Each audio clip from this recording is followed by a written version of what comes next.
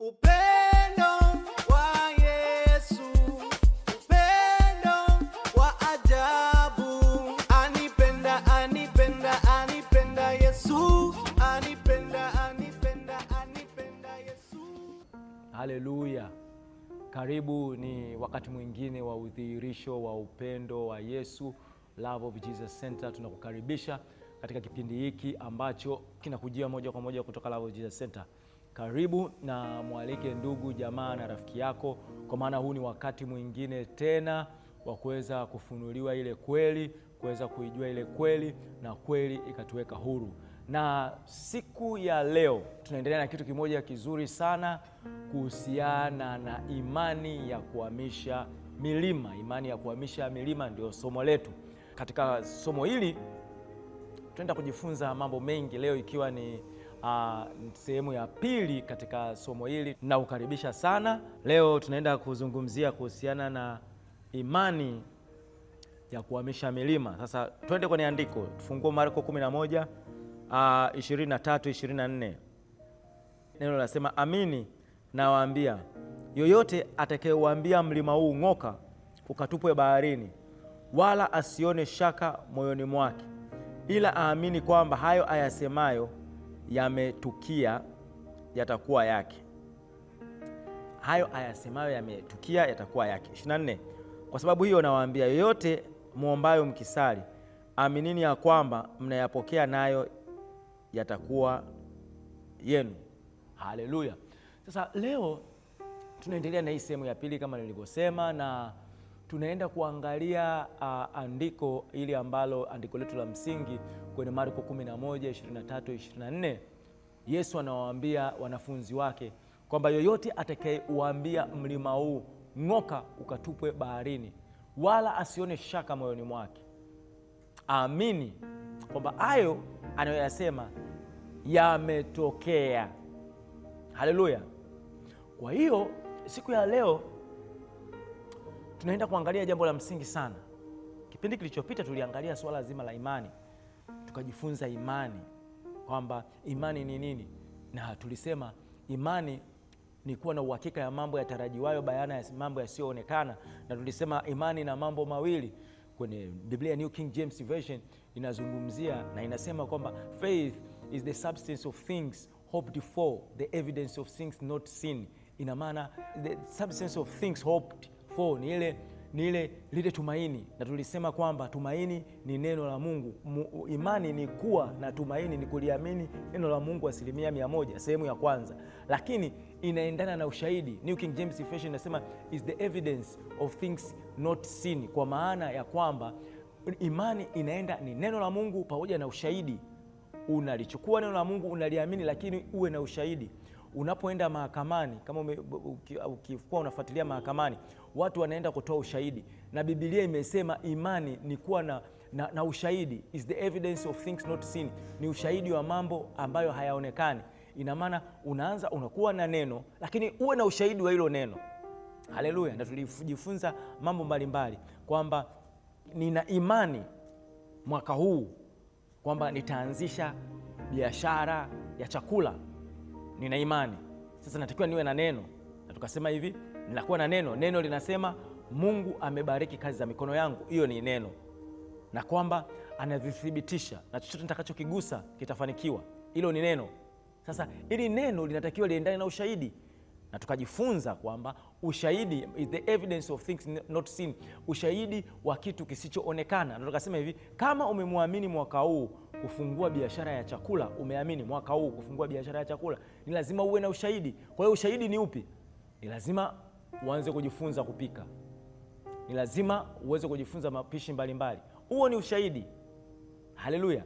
Kama una imani kwenye masomo, wewe mwanafunzi una imani kwenye masomo, imani yako unasema mwaka huu nataka nifaulu masomo, neno la Mungu linasemaje? Kwa hiyo ni ukuwa na uhakika na neno 100%. Nina uhakika kwamba neno linasema Mungu amenipa akili katika mambo yote, kwenye kitabu cha Timotheo. Kama Mungu amenipa akili katika mambo yote, tayari hiyo ni neno, lakini linatakiwa liwe na evidence. Wanasema the evidence of things not seen.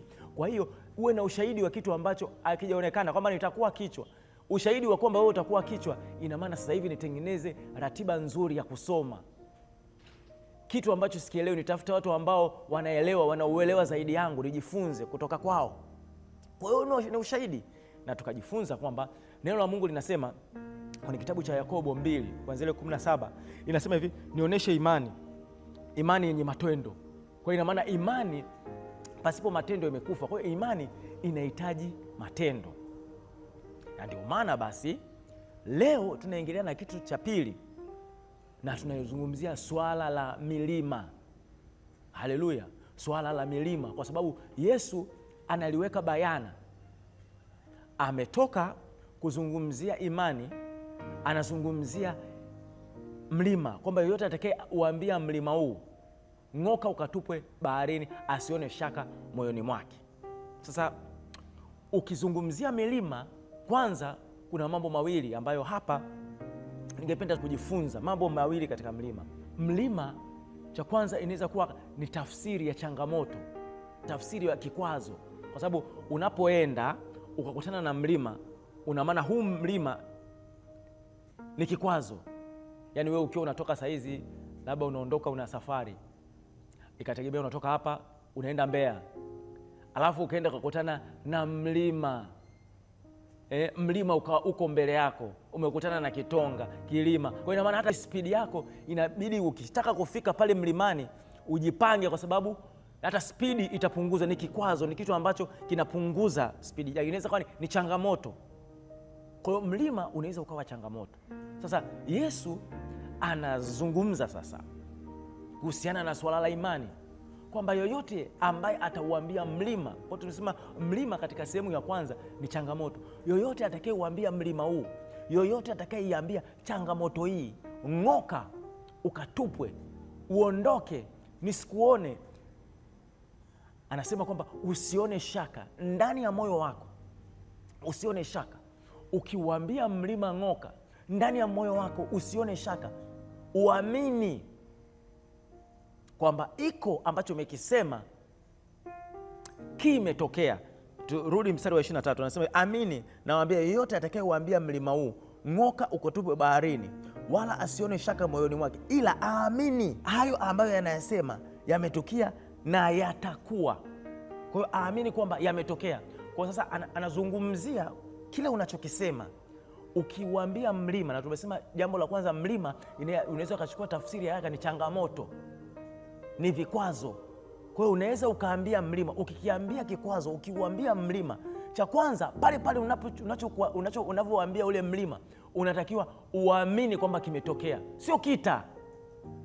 Uamini. Neno la Mungu linasema unatakiwa ukiamini iko kitu kwamba yani katika uhalisia, katika yale mazingira ambayo ulikuwa nayo, unatakiwa uamini pale pale kwamba hiki ninachokisema kimetokea, kwa sababu Biblia inasema hivi, ila aamini kwamba hayo asemayo yametukia. Sio yata. Biblia inasema unapotamka, unapouambia mlima, unatakiwa uamini kwamba hicho unachokitamka kimekuwa. Anasema hivi, uyasemayo yametukia. Yaani unapotamka ukione tayari kile kimekuwa.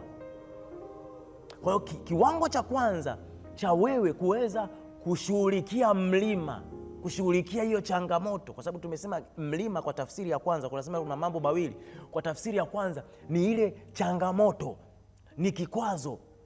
Sasa unakiambia, lakini ukiwa ukiambia uamini kwamba iko kitu ambacho umekiambia kimeshatokea. Alafu Biblia inamalizia inasema ukishakiamini kwamba kimeshatokea kitakuwa. Ina maana cha kwanza, kabla ya udhihirisho, kabla ya kukiona, kita ni lazima ndani yako ukione, ukipokee, ukikubali, kiwe ni wewe umekiona. Yani umeuona ule mlima umeondoka, umeona ile changamoto imeondoka, ndani yako lazima kwanza uione, uipokee. Na ndio maana anasema hivi, ila aamini kwamba hayo asemayo yametukia. Ndani yake yametukia. Sasa nikupe mfano mrahisi. Unaweza kuwa unataka kuongea kwa habari ya udhaifu, labda ni ugonjwa, unauambia si changamoto, labda mwili una udhaifu. Sasa ili uambie udhaifu, auambiwi na maneno yako, unaambiwa na neno la Mungu. Yaani chochote kitatii neno la Mungu, kwa sababu neno la Mungu ni nguvu. lina uwezo, ni kama upanga ukatao kuwili. Kwa hiyo kwa sababu neno la Mungu ni roho na lina nguvu, ina maana ule mlima uambii maneno yako, unauambia neno la Mungu. Unauambia kama ni udhaifu, unaambia udhaifu, sikia neno la Bwana. Neno la Mungu linasema hivi: yeye alisulubiwa kwa makosa yangu. Bwana Yesu aliuchukua udhaifu wangu, na kwa kupigwa kwake nimepona. Haleluya.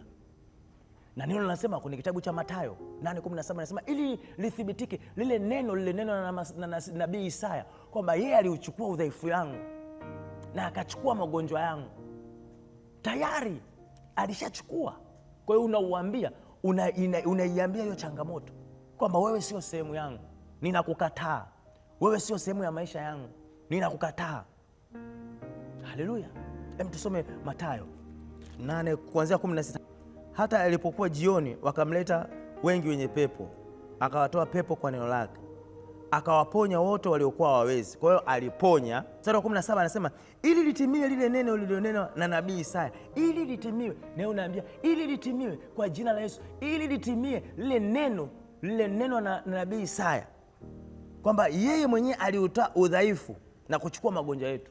Kwa hiyo unaambiwa udhaifu, achia mwili wangu. Roho ya udhaifu, achia. Wewe ni mlima kwangu, ninakuamuru kwa jina la Yesu Kristo, udhaifu achia, ili litimie lile neno lililonenwa na nabii Isaya, ili litimie kwamba yeye alichukua udhaifu. Udhaifu hauna mamlaka katika mwili wangu.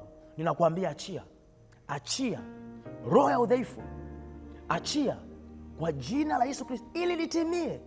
Kwa hiyo unaiambia mlima hiyo changamoto, unaiambia nini? Neno la Mungu. Haleluya. Sijui unaweza kuwa una mazingira, umepita mazingira, unaona kuna ishara ya nguvu za giza. Neno la Mungu linasemaje? Neno la Mungu linasemaje kwa habari? Neno la Mungu linasema hakuna uganga juu ya Israeli wala uchawi juu ya Yakobo. Kwa hiyo naambia ili litimie kila aina ya uchawi. Hakuna uchawi juu yangu, hakuna uganga juu yangu, katika jina la Yesu Kristo. Haleluya. Unaiambia hilo tatizo, unaliambia hiyo nafasi, unaliambia kama kuna uharibifu ambao umepangwa, kama kuna mabaya ambayo umepanga, ni changamoto, unaona kabisa kuna ishara kwamba kuna mabaya. Haleluya. Neno linasemaje? Zaburi ya 91 inasema kuanzia 10, inasema mabaya hayatakupata wewe, wala tauni haitaukaribia, kwa sababu Mungu ataagiza malaika wakulinde kokote uendako. Unaiambia. Kama ni changamoto, ni mlima wa ulinzi, unaiambia kwamba Mungu amesema, ewe mlima, lisikie neno la Bwana kwamba ataagiza malaika wapate kujilinda katika njia zangu zote. Sio njia moja, sio njia mbili, sio njia tatu. Neno linasema katika njia zote. Ngoja tufungue Zaburi ya 91 mstari wa 10. Haleluya, haleluya. Nasema hivi, mabaya hayatakupata wewe, wala tauni haitakaribia hema yako, kwa kuwa atakuagizia malaika wakulinde katika njia zako zote. Kwa hiyo kama mlima ni ulinzi, tunazungumzia changamoto, na Yesu anasema yoyote atakaye uambia mlima huu ng'oka ukatupwe baharini, asione shaka, aamini kwamba imekuwa, anayosema yamekuwa. Kwanza anaanza level ya kwanza, hayo anayosema yamekuwa, alafu kisha aamini kwamba yamekuwa, kisha nini? Yanakuja kutokea. Lazima ndani yako uamini. Kwa hiyo kama ni swala la ulinzi, kwa cha kwanza, ina maana tukija kwenye Marko anasema hivi, ila aamini kwamba hayo asemayo yametukia na yatakuwa. Kwa hiyo kwanza uyaamini kwamba yametukia. Yoyote atakayeuambia mlima huu ng'oka ukatupwe baharini, asione shaka moyoni mwake, ila aone hayo ambayo anayasema yametukia, yameshatukia, alafu yatakuwa. Kwa hiyo kiwango cha kwanza, kama mlima ni ulinzi, unataka kusema kwa habari ya ulinzi, umeona changamoto ni ya ulinzi, mlima unaambiwa kwa neno. Unaambia sikia neno la Bwana, Neno la Mungu linasema kwenye Zaburi ya 91:10-11 kwamba mabaya hayatanipata, tauni haitanikaribia, lakini Mungu amesema ataagiza malaika wanilinde katika njia zangu zote. Kwa hiyo hatua ya kwanza ni kuamini ndani yako kwamba kimetokea, kwamba ulinzi upo. Kwa hiyo uanze kuamini kwamba hapo ulipo malaika wapo. Hapo uanze kuamini kwamba tayari malaika wapo, jeshi la malaika lipo, malaika wanaweka ulinzi. Kwa hiyo uanze kuona, kwa sababu ulichokisema umekiamini. Biblia inasema ukishakiamini umesemayo kwamba kimeshatukia. Kwa hiyo una maana umesema malaika wa ulinzi, kwa hiyo unaamini kwamba tayari malaika wapo hapo, sio watakuja. Lazima unayoyasema uyaamini kwamba tayari yamekuwa. Kwa ninavyosema malaika wa ulinzi, kwa sababu Mungu amesema ataachilia malaika kokote niendapo. Niko ndani ya gari, ninaamini kwamba yametokea. Ninaamini kwamba humu ndani malaika wapo ndani ya gari. Haleluya! Ninaamini kabisa humu kuna jeshi la malaika lipo. Hapa nilipo kuna malaika, jeshi la malaika liko hapa. Hivyo ndivyo ilivyo, wapo hapa malaika na wanasubiria sasa hivi ninaposema, nitakapoenda kusema, wataenda kudili na hiyo changamoto ambayo nayo. Ninawaachilia malaika sasa hivi, wewe unaonifuatilia, kwa sababu neno linasema mabaya hayatakupata, tauni haitakukaribia. Mungu ataachilia malaika sasa hivi. Ninaachilia malaika, jeshi la malaika. Wewe ambao unanifuatilia sasa hivi, jeshi la malaika, malaika wa ulinzi wanaoperate sasa hivi, ninawaachilia, ninawatuma hapo ulipo. Kila aina ya uharibifu, silaha zote za giza, nguvu zote za giza zinazokufuatilia, monitoring spirit zinazokufuatilia, uharibifu wowote unaokufuatilia haupati nafasi, kwa sababu nimewaachilia malaika, malaika wa ulinzi juu yako, kwa sababu neno linasema Mungu atawatuma malaika. Malaika wataachiliwa katika njia zako zote, sio njia moja, sio njia mbili, sio njia tatu, ni njia zako zote. Kokote unakoenda ni wewe sasa hivi kuamini, kupokea kwamba hiyo imekuwa. Haleluya, haleluya. Jambo la pili, tunazungumzia, bado tupo kwenye mlima. Tumesema mlima, katika eneo la kwanza mlima unaweza kuwa ni matatizo, ni changamoto, lakini jambo la pili, mlima unaweza kuwa mlima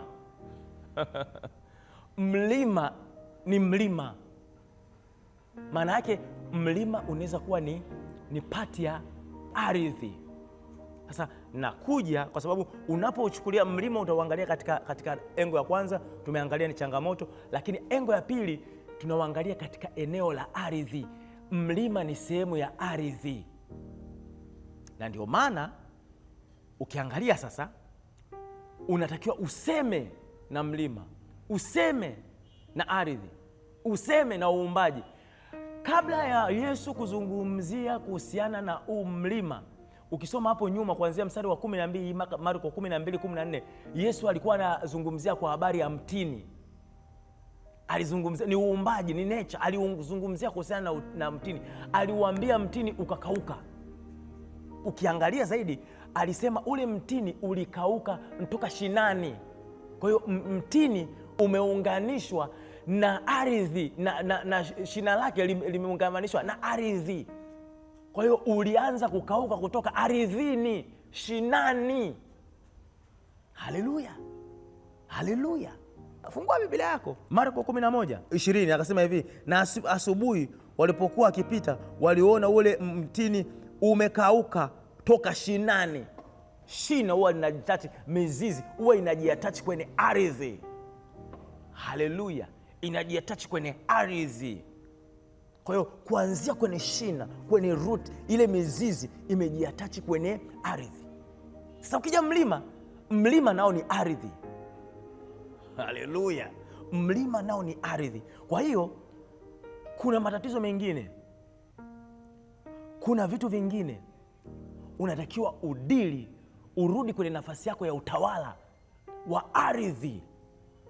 Haleluya. Na ndio maana tukisoma kitabu cha Mwanzo 1:26, neno la Mungu anasema hivi, Mungu alimuumba mtu kwa sura na mfano wake, akamwambia akatawale. Akatawale nini? Akatawale ndege wa angani, kila kinachotambaa kwenye ardhi, samaki wa baharini. Kwa hiyo unatakiwa urudi kwenye nafasi yako kwa kutiisha. Kwa hiyo ina maana kuna changamoto nyingine unatakiwa uziambie, zimeambatana, mizizi yake imeambatana na ardhi. Haleluya! Unaing'oa kutoka kwenye ardhi. Sasa unaweza ukazungumzia swali, unasema ardhi.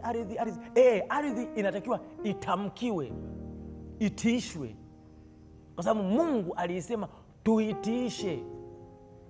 Na ukisoma kitabu cha Warumi neno la Mungu linasema uumbaji unasubiria, kwa sababu ardhi ni uumbaji. Uumbaji unasubiria udhihirisho wa wana wa Mungu.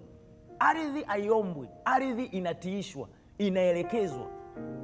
Sasa nataka nikupe mifano miwili haraka haraka. Mfano wa kwanza, twende kwenye Ezekieli 36. Sasa sikiliza, Biblia inasema hivi: na wewe mwanadamu, itabirie milima ya Israeli, useme, enyi milima ya Israeli, lisikieni neno la Bwana. Bwana Mungu asema hivi. Sasa anaiambia ardhi, mlima, lisikie neno. Kwa maana gani? Kwa maana inasikia. Mlima unasikia, ardhi inasikia. Anasema hivi, mwanadamu, wewe sasa unayenifuatilia sasa hivi, wewe kuna matatizo yako, kuna changamoto yako, unatakiwa useme na uumbaji. Anasema hivi, na wewe mwanadamu, Ezekieli 36:1, itabirie milima, itabirie hiyo ardhi, useme, ewe mlima, lisikie neno la Bwana. Bwana Mungu asema hivi, kwa sababu adui amesema juu yenu, na mahali hapa juu pa zamani pamekuwa petu tupamiliki. Kwa hiyo unasema, unaiambia. Na hapa anaambiwa Ezekieli, anaambiwa ewe uiambie. Ina maana inasikia. Uumbaji unasikia, uumbaji una masikio. Sasa twende kwenye andiko lingine, tusome Yeremia 22:29. Anasema hivi, nchi, lisikie neno la Bwana. Sasa kwenye New King James Version, hii nchi haimaanishi nchi maana yake kama Tanzania, Uganda. Inazungumzia earth, the mother earth. Hii nchi, ardhi, lisikie neno la Bwana. Bwana anasema, andika habari za mtu huyu kwamba hana watoto, kwamba mtu huyu hafanikiwi siku zake zote, kwa maana hamna mtu katika uzao wake utakaofanikiwa, utakayoketi katika kiti cha enzi. Kwa hiyo ina maana Yesu alipo amezungumzia sasa kuhusiana na mlima ung'oke. Kwa hiyo mlima una masikio, mlima ni sehemu ya ardhi. Kwa hiyo unatakiwa uambie na usione shaka, uambie ondoka. Chochote ambacho kimeandikwa, uharibifu wowote, kwa sababu unaweka kumbukumbu, unatakiwa uufute, uondoe, uhamishe, uangamize, uharibu, utoweshe. Haleluya! Yesu anasema kwa neno lake, amini nawaambia, yeyote atakaye uambia mlima huu ng'oka ukatupwe baharini, asione shaka. Kwa hiyo ukiamuru ardhi, usione shaka, lakini uamini kwamba hayo unayosema yametokea na hayo unayosema yatakuwa yako. Mungu akubariki sana. Nikutie moyo wewe ambaye unanifuatilia sasa hivi. Nataka niombe pamoja na wewe. Najua kuna changamoto unazipitia, vipo vilima sasa hivi, ni swala la kuliviambia viondoke, ving'oke. Baba, katika jina la Yesu Kristo, ninakushukuru kwa ajili ya maisha ya watu wako. Sasa hivi ninaenda kung'oa kwa mamlaka ya jina la Yesu Kristo. Baba, umenipa mamlaka ya kukanyaga nyoka, ya kukanyaga nge na nguvu zote za adui.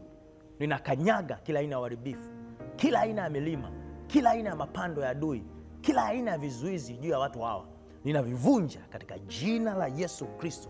Chochote kilichoandikwa, uharibifu wowote juu ya maisha yao, ninaufuta sasa hivi.